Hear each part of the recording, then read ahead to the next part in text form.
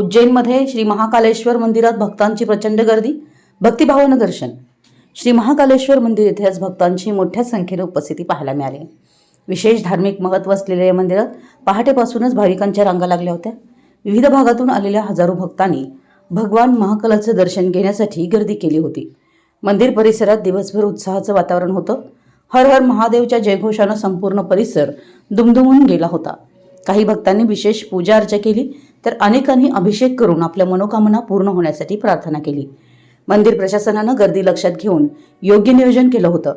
सुरक्षा व्यवस्था कडक ठेवण्यात आली होती आणि भाविकांना सुरळीत दर्शन मिळावं यासाठी विशेष व्यवस्था करण्यात आली होती। स्वयंसेवक आणि पोलीस कर्मचारीही मोठ्या संख्येने तैनात होते। उज्जैन हे धार्मिकदृष्ट्या अत्यंत महत्त्वाचं शहर असून येथे वर्षभर भक्तांची वर्दळ असते। विशेषतः सण, सोमवार किंवा शुभमुहूर्ताच्या दिवशी इथे भाविकांची संख्या मोठ्या प्रमाणात वाढते। एकूणच आजचा दिवस भक्तिमय वातावरणात पार पडला आणि सर्व भाविकांनी शांततेत व श्रद्धेनं भगवान महाकालाचं दर्शन घेतलं। विशाल क्रांती न्यूज प्रतिनिधी अमर माने, उज्जैन।